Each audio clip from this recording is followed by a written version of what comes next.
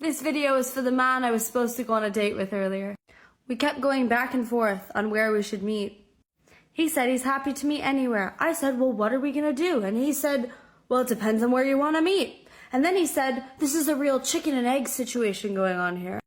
I eventually said, I don't think that this is gonna work out for me. And he said, no worries, thank you for letting me know. And I said, no problem.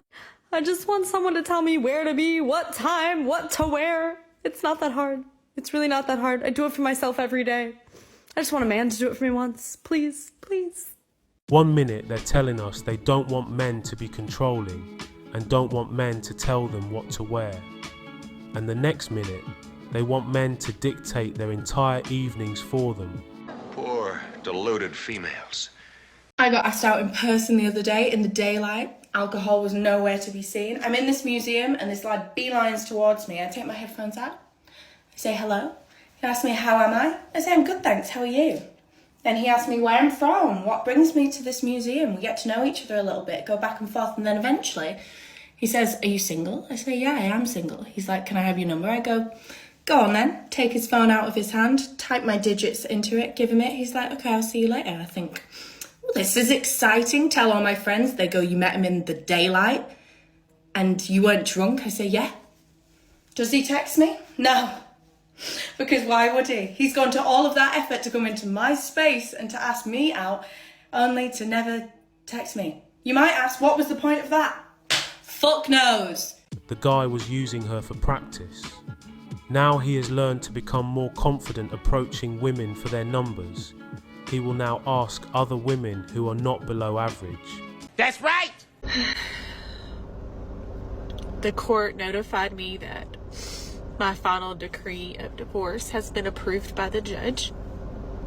I know that it sucks being alone. I come home and I'm alone. I go everywhere alone. I don't hardly talk to him anymore.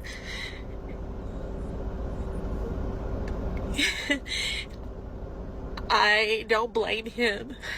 I filed for the divorce. So I'm sure people are wondering, well, you filed. Why are you so upset? Why are you crying? Just because you make a decision that you think is going to end up making things better doesn't mean that you have to give up the fact that you love that person or that you did it because you were trying or whatever. I've never met anybody like him, and I've never loved anybody like him either, but I don't want a divorce. I still am very much in love with my husband. You're an idiot! My husband asked me for a divorce last night, and how it all transpired was over dinner.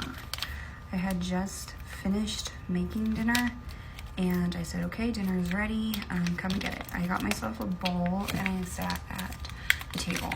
About 5 minutes later, he got up and went over to the pot. He looked in it, and then he turned to the fridge, and he pulled out some ground meat, and he started cooking the ground meat. And I said, is something wrong? And he looked at me, and he said, that doesn't look very good. Food, can you tell me why you wouldn't like it? Because it has everything that you would like in it. And he said, it just doesn't look very good.